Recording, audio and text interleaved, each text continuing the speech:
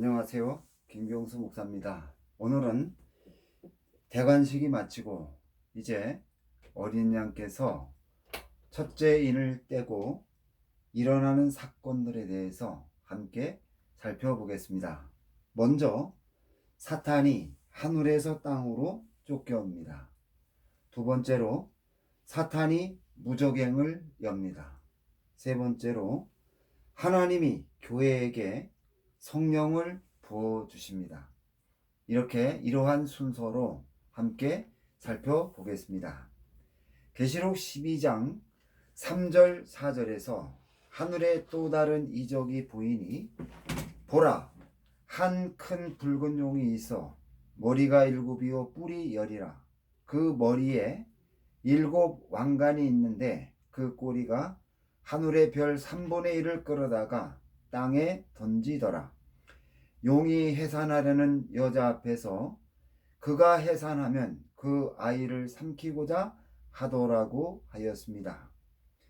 계시록 12장 3절에서 큰 붉은 용에서 크다는 말은 용이 가진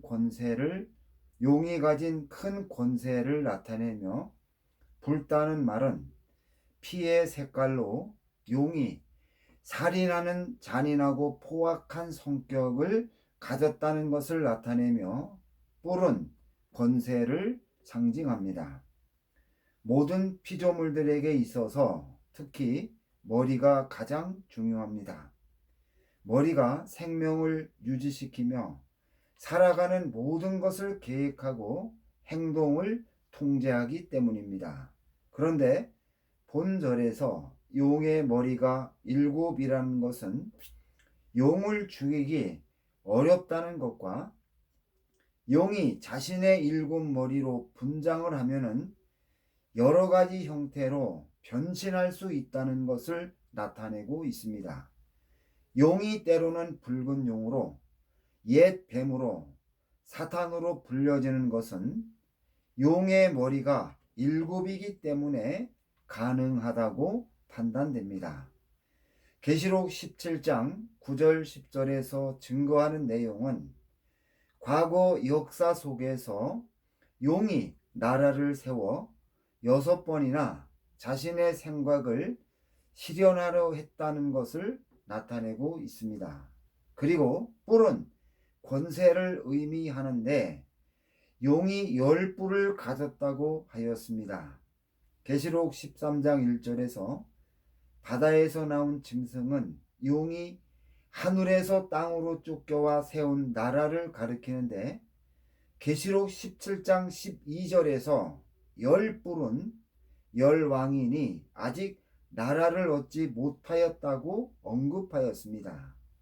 이러한 성경의 증거는 10뿔이 10나라임을 나타내는데 계시록 5장 6절에서 어린 양은 뿔이 7이고 계시록 17장 14절과 계시록 19장 16절에서 만주의 주요 만왕의 왕이라는 증거는 어린 양의 권세와 비교하여 용의 권세의 초라함을 증거하고 있습니다.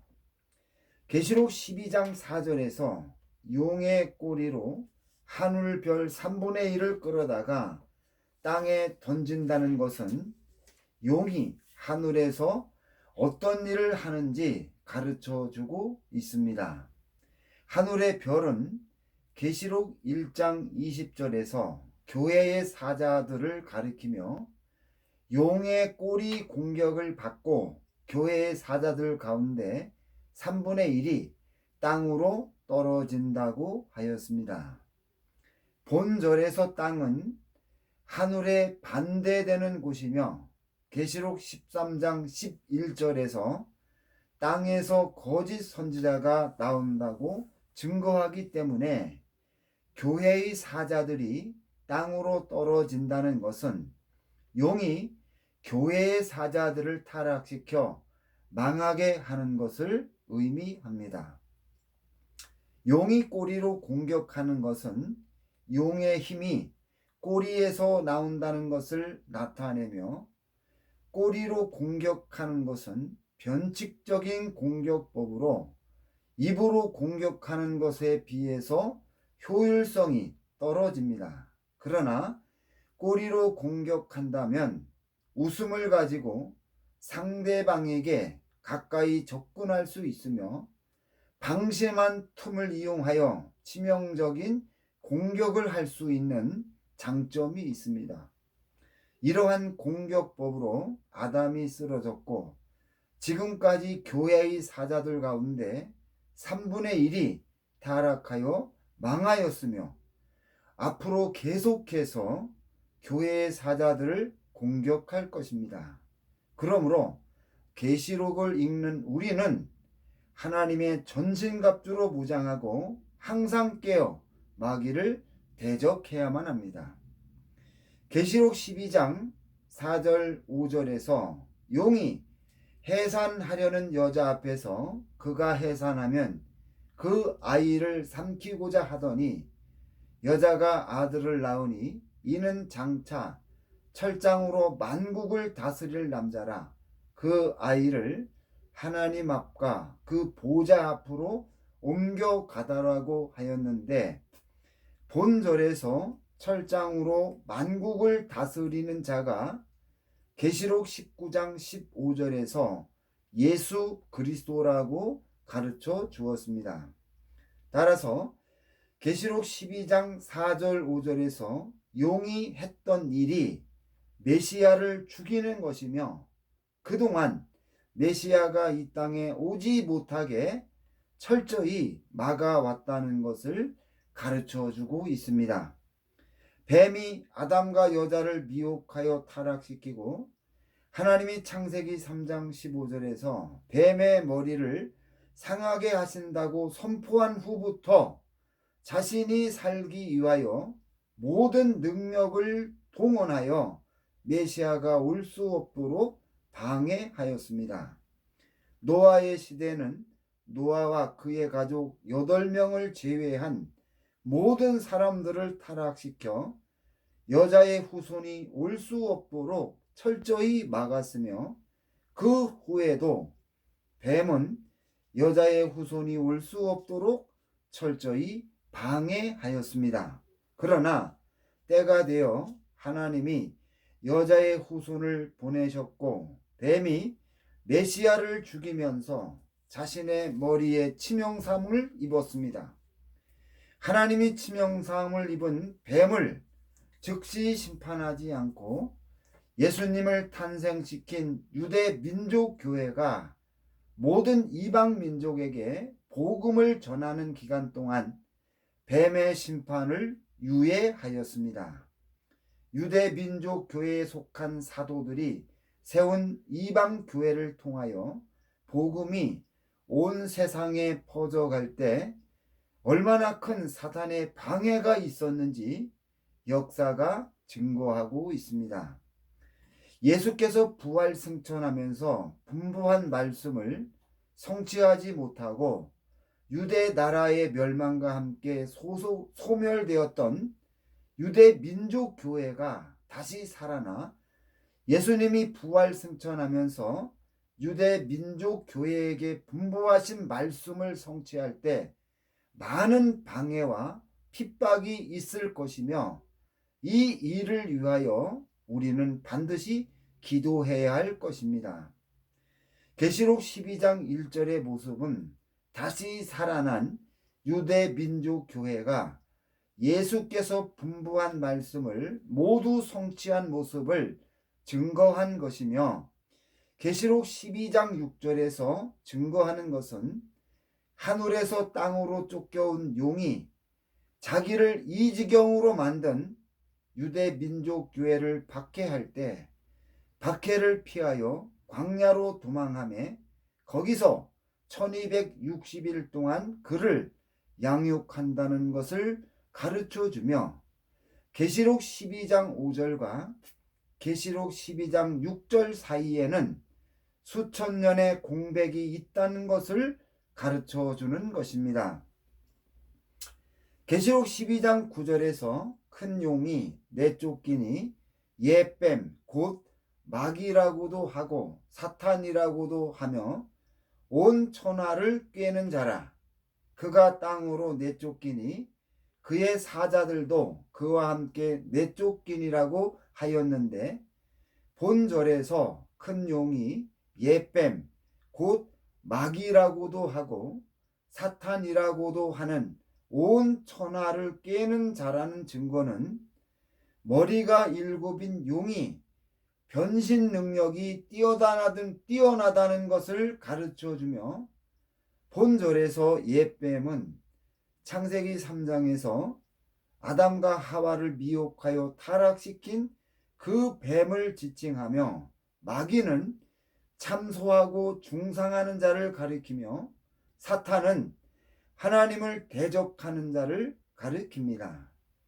깬다는 것은 벗어나게 한다는 뜻으로 마귀가 사람들을 깨어 하나님을 대적하게 만든다는 것을 나타내며, 온 천하를 깨는 자라고 증거한 것은 마귀가 사람들에게 주로 사용하는 무기가 사람들을 깨는 것임을 가르쳐 주고 있습니다. 계시록 12장 10절에서 내가 또 들으니 하늘에 큰 음성이 있어 이르되, 이제 우리 하나님의 구원과 능력과 나라와 또 그의 그리스도의 권세가 나타났으니 우리 형제들을 참소하던 자 곧 우리 하나님 앞에서 밤낮 참소하던 자가 쫓겨났다고 하였는데, 본절에서 우리 형제는 예수 그리스도를 주로 고백하고 믿는 성도들을 가리키며, 참소한다는 말은 고소하다 또 혹은 중상모략한다는 뜻입니다.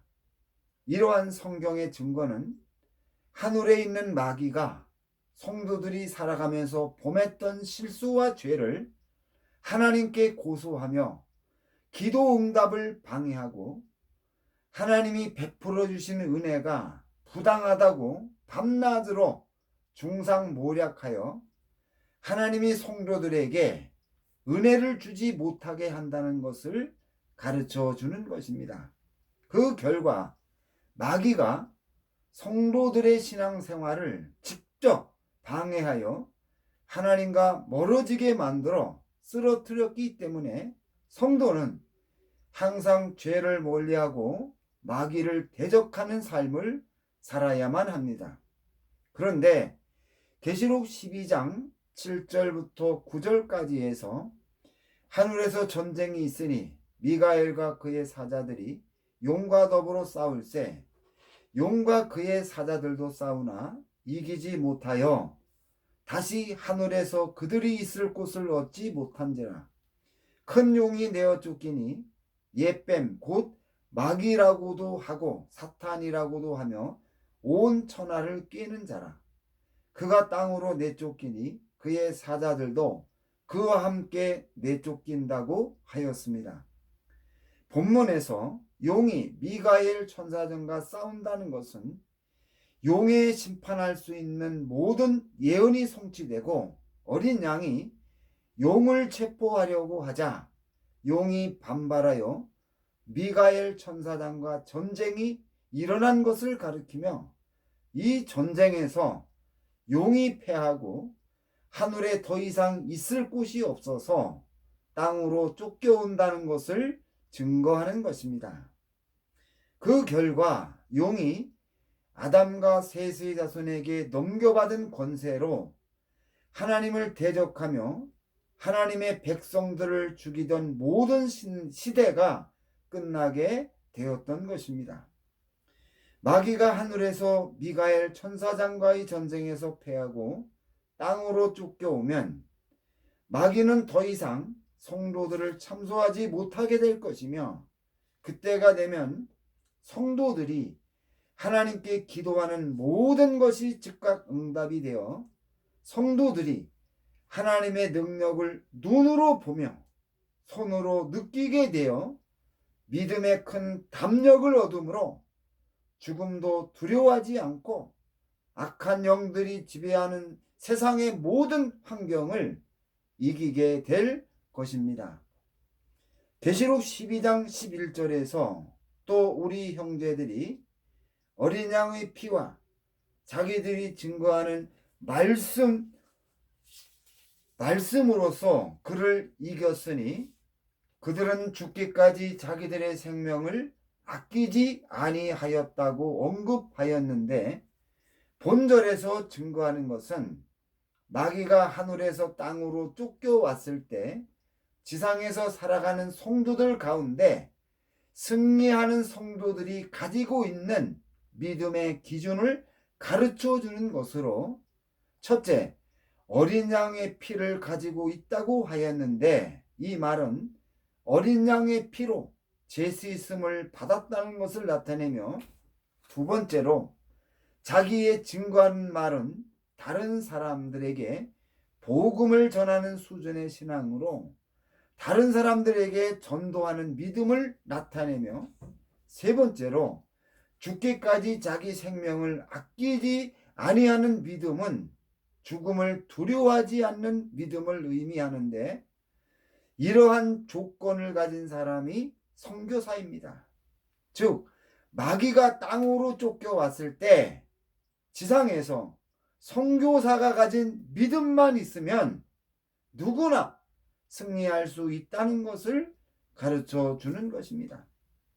마귀가 땅으로 쫓겨왔을 때 선교사가 가진 믿음만 있다면 누구나 넉넉하게 승리할 수 있다는 증거는 계시록을 읽는 모든 사람들에게 담대한 자신감과 믿음의 용기를 주고 있다는 것입니다. 사탄이 무적행을 여는 것에 대해서 살펴보겠습니다. 계시록 9장 1절에서 다섯째 천사가 나팔을 불매 내가 보니 하늘에서 땅에 떨어진 별 하나가 있는데 그가 무적행의 열쇠를 받았더라고 하였습니다. 본절에서 하늘에서 땅에 떨어진 별은 사탄을 가리킵니다. 왜냐하면 사탄이 무적행의 열쇠를 가졌기 때문입니다. 그러면은 사탄이 어떻게 무적행의 열쇠를 가지게 되었는가? 이 문제를 해결하려면 창세기를 자세히 살펴보아야만 합니다. 창세기 2장 8절에서 여호와 하나님이 동방의 에덴에 동산을 창설하시고 그 지으신 사람을 거기 두었다고 하였으며, 창세기 2장 15절에서 여호와 하나님이 그 사람을 이끌어 에덴 동산에 두어 그것을 경작하며 지키게 하였다고 언급하였는데, 본절에서 지킨다는 말은 에덴 동산에서 하나님의 창조 질서가 훼손되지 않게 지키라는 뜻입니다. 이러한 성경의 증거를 종합해 보면은 아담이 에덴 동산 밖에서 창조된 후에 하나님이 에덴 동산으로 이끌어 오면서 살게 하셨다는 것과, 두 번째로 하나님이 아담을 에덴 동산으로 이끌고 와 살게 하면서 에덴 동산을 지키라고 명하신 것은 당시 에덴 동산의 질서를 훼손시킬 수 있는 존재가 생겼다는 것을 가르쳐 주는 것입니다. 하나님이 6일 동안 창조한 피조물들 가운데는 사람과 천사를 인격적인 존재로 창조하셨고, 하나님이 창조한 모든 피조물들을 보시기에 심히 좋았다고 말씀하셨기 때문에 악이 존재하지 않았습니다. 그런데 하나님이 아담에게 에덴 동산을 지키라고 말씀하실 때 여자가 창조되지 않아서 에덴 동산의 질서를 훼손시킬 수 있는 존재는 천사뿐이라는 것을 알 수 있는데, 이때 천사가 타락하여 사탄이 되었다는 것을 가르쳐 주는 것입니다. 그래서 하나님이 아담에게 에덴 동산을 지키라고 명하신 말씀에는 아담이 에덴 동산의 질서를 훼손하는 천사를 체포하여 감옥에 수감하는 권세를 주었다는 것을 나타내는데, 이것을 무적행을 관리 감독하는 권세로 요약할 수 있을 것입니다. 즉 아담이 범죄한 천사들을 체포하여 천사들을 가두는 감옥인 무저갱에 수감하여 에덴 동산의 질서를 유지할 수 있었다는 것을 나타내는 것입니다. 아담이 무저갱을 관리 감독하는 권세를 받아 하나님과 같이 높아짐으로 착각이 일어나 에덴 동산을 다스리는데 어려움을 당할 수 있었기 때문에 하나님이 아담을 낮추어 스스로 농사를 지어 식량을 얻게 했고 에덴 동산에 있는 선악과를 먹지 못하게 했다고 판단이 됩니다. 그런데 에덴 동산에서 하나님이 왕으로 세운 아담과 여자가 에덴 동산을 방문한 뱀의 말을 듣고 하나님이 금하신 선악과를 따먹었습니다. 에덴 동산의 왕이 뱀의 말을 듣고 자기들을 왕으로 세워준 하나님을 반역한다는 것은 뱀을 새로운 주인으로 삼았다는 것을 선포하는 행동입니다. 법적으로 아담과 여자가 뱀의 종이 되었기 때문에 하나님이 아담과 여자에게 준 모든 권세가 뱀에게 그대로 넘어간 것입니다. 그 결과 뱀이 무저갱의 관리 감독권을 가지게 되므로 뱀은 하나님께 아무리 큰 죄를 범해도 무저갱에 수감할 수 없게 되었습니다. 뱀을 수감시키더라도 감옥에서 스스로 석방시켜 금방 나올 수 있었던 것입니다. 그런데 베드로전서 2장 4절에서 하나님이 범죄한 천사들을 용서하지 아니하시고 지옥에 던져 어두운 구덩이에 두어 심판 때까지 지키게 하셨다고 하였으며 유다서 1장 6절에서 또 자기 지위를 지키지 아니하고 자기 초소를 떠난 천사들을 큰날의 심판까지 영원한 결박으로 흑암에 가두셨다고 하였습니다. 이러한 증거는 사탄이 무저갱의 관리 감독권을 가지고 있는데 하나님이 감독하고 관리한다는 것을 나타내는 것입니다. 이러한 일이 생긴 것은 노아의 시대의 많은 천사들이 자신의 위치를 벗어나 메시아가 오는 것을 가장 강력하게 방해하는 죄를 범했는데 이때 사탄이 범죄한 천사들을 체포하여 무저갱에 수감하지 않고 방치함으로 하나님이 흐트러진 질서를 바로잡기 위하여 무저갱의 관리 감독권을 박탈하여 집행한 것이라고 판단이 됩니다. 그렇지만 무저갱의 관리 감독권은 사탄이 가지고 있는 것입니다. 이러한 역사의 사건이 있었기 때문에 사탄이 하늘에서 미가엘 천사장과의 전쟁에서 피하고 땅으로 쫓겨오면서 무저갱의 열쇠를 가지고 내려와 무저갱을 열 수 있었던 것입니다. 사탄이 무저갱을 열어서 그 속에 갇혀있는 영들을 해방시키는 것은 자신을 따르던 악한 영들을 통하여 사탄이 잃어버린 하늘을 회복하는데 도움을 받으려는 것이라고 판단이 됩니다. 계시록 9장 2절에서 그가 무저갱을 여니 그 구멍에서 큰 화덕의 연기 같은 연기가 올라오매 해와 공기가 그 구멍의 연기로 말미암아 어두워진다고 하였는데 본절에서 해는 하나님을 상징하고 공기는 온 세상에 존재하여 사람이 숨을 쉬기 때문에 세상 전체를 나타내는 것입니다. 따라서 계시록 9장 2절에서 해와 공기가 어두워진다는 것은 세상 전체가 하나님이 계시지 않는 세상으로 변한다는 것을 가르쳐 주는 것입니다. 이렇게 해서 마태복음 24장 8절에서 예수님이 증거한 재난이 시작될 것입니다.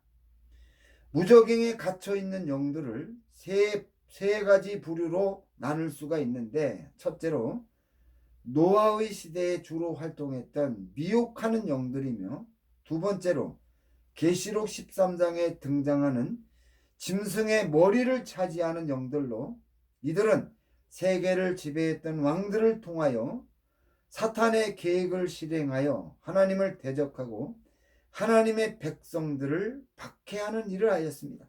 그리고 세 번째로 징기스칸이나 스탈린, 일본의 천황이나 히틀러와 같은 사람들에게 권세를 주어서 수많은 사람들을 무자비하게 학살하도록 시킨 영들입니다.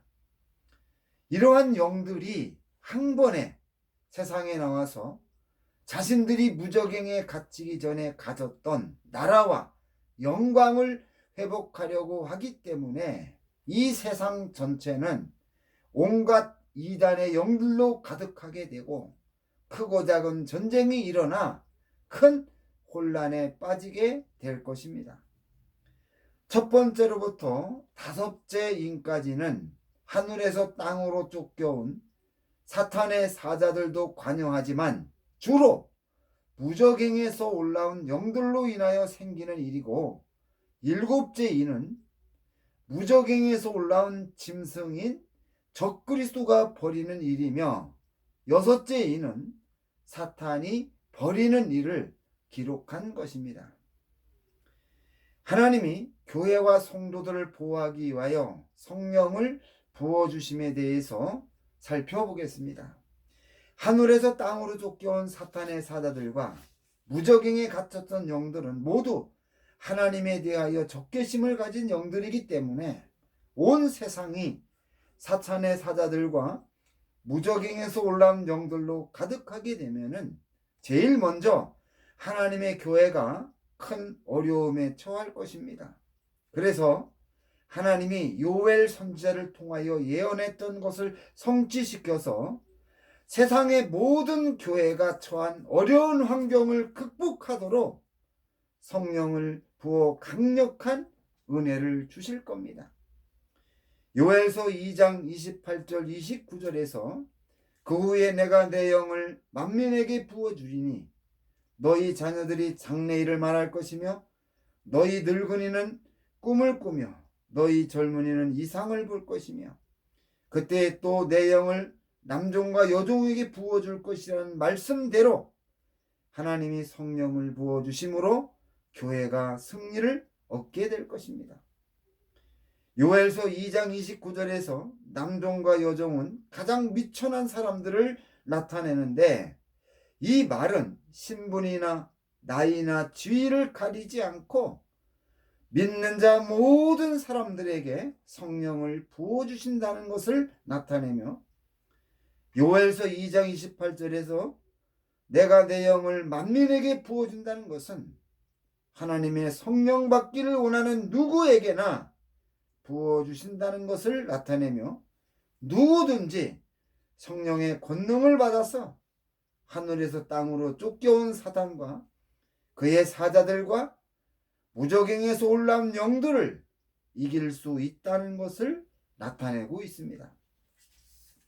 성령을 부어주심으로 너희 자녀들이 장래일을 말한다고 하였는데, 사탄의 심판과 예수님의 재림에 대한 내용이라고 추정이 되며, 늙은이가 꿈을 꾼다는 말은 나이 많은 사람들이 변화를 받아 젊은이처럼 꿈을 가지고 살게 된다는 것을 나타내며, 젊은이가 이상을 본다는 것은 선지자들처럼 미래에 되어질 일들을 보게 되어 시대의 흐름을 자세히 알 수 있게 된다는 것으로 이해할 수가 있습니다.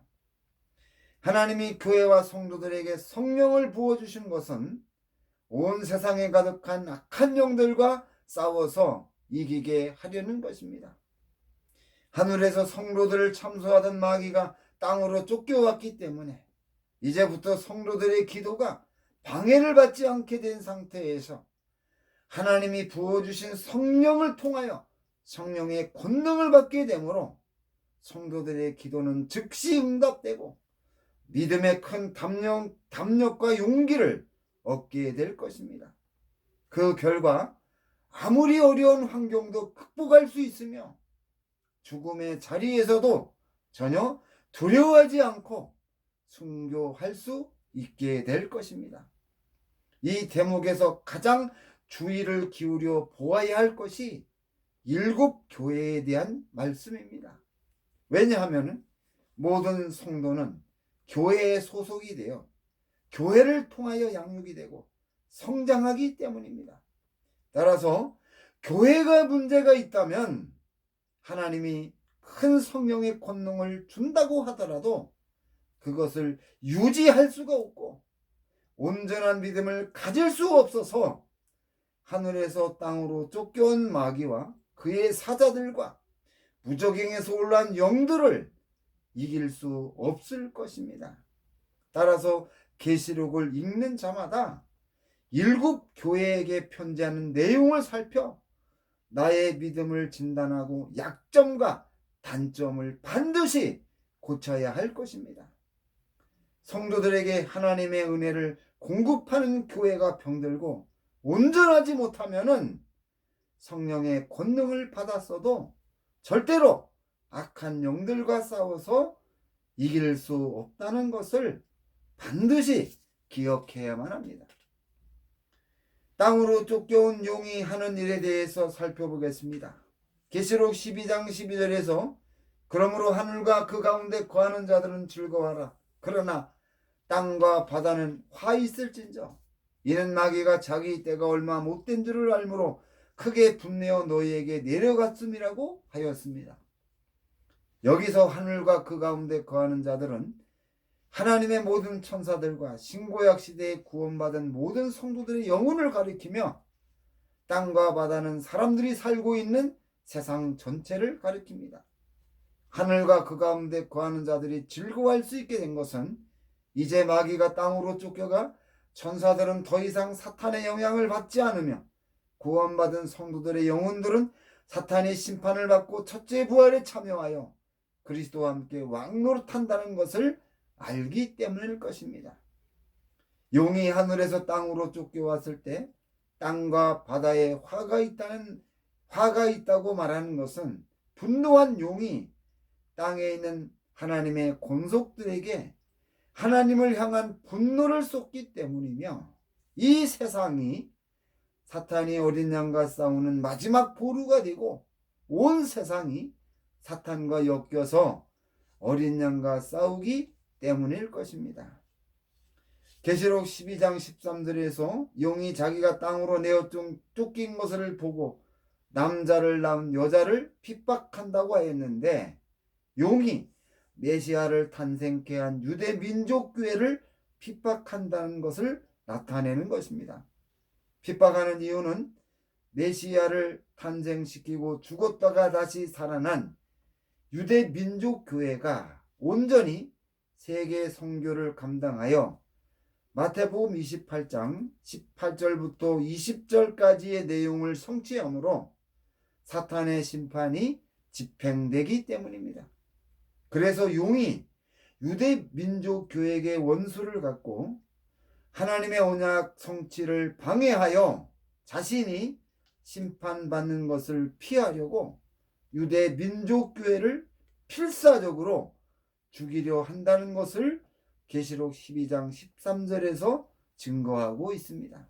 그런데 계시록 12장 14절에서 그 여자가 큰 독수리의 두 날개를 받아 광야 자기 곳으로 날아가 거기서 그 뱀의 낯을 피하여 한때와 두때와 반때를 양육받는다고 하였는데 본절에서 독수리의 두 날개는 여자가 처한 위험을 극복할 수 있는 특별한 은혜로 출애굽기 19장 4절에서 하나님이 출애굽하는 이스라엘 자손에게 베풀어 주신 것과 같은 은혜를 가리키며 광야는 하나님이 여자를 보호하기 위하여 특별히 준비한 장소를 의미합니다. 계시록 12장 6절에서 여자가 용의 핍박을 피해서 광야로 도망하여 1260일 동안 하나님의 보호를 받는다고 하였고 계시록 12장 13절에서 여자가 큰 독수리의 두 날개를 받아 광야 자기 곳으로 날아가 거기서 뱀의 낯을 피하여 한 때와 두 때와 반 때를 양육받는다고 하였습니다. 그리고 계시록 12장 17절에서 자손이라는 말은 혈연 관계를 나타내는데 여자인 유대민족 교회와 여자의 자손인 이방 교회의 관계를 나타내고 있습니다. 이방 교회는 사도들이 세웠는데 사도들은 유대민족 교회에 속했기 때문에 유대민족 교회는 모든 이방 교회의 어머니입니다.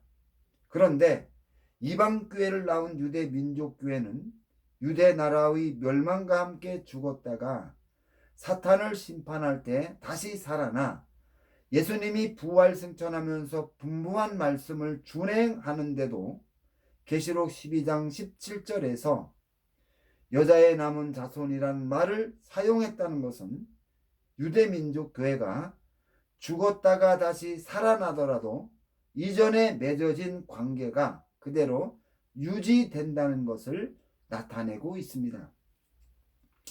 사탄이 하늘에서 땅으로 쫓겨오면서 무저갱의 열쇠를 가지고 내려와 무저갱을 열고 무저갱에 갇혔던 영들이 나오면 사탄의 통제를 받고 사탄의 뜻대로 움직여 어린 양과 싸우는데 도움이 될 것이라 예상하지만 무저갱에서 올라온 영들은 용의 통제를 받지 않고 자신들이 무저갱에 갇히기 전에 가졌던 영광과 권세와 땅을 회복하려고 하기 때문에 크고 작은 전쟁이 일어나는데 이러한 상황은 용이 전혀 바라지 않는 방향이기 때문에 용이 열불을 움직여 모든 전쟁에 개입하여 전쟁을 멈추려고 할 것입니다. 이 과정에서 용의 붉은색이 드러나 많은 파괴를 자행하게 될 것으로 추정이 되는데 무저갱에서 올라온 영들과 하늘에서 땅으로 쫓겨온 용이 서로 싸우는 형국이 될 것입니다. 이렇게 해서 오늘 강론을 모두 마치겠습니다. 이 강론을 통해서 계시록을 바로 알고 우리의 믿음이 하나님의 말씀 위에 온전히 세워짐으로 하나님 앞에 모두 크게 쓰임받는 역사가 있기를 주님의 이름으로 부탁드리겠습니다. 감사합니다.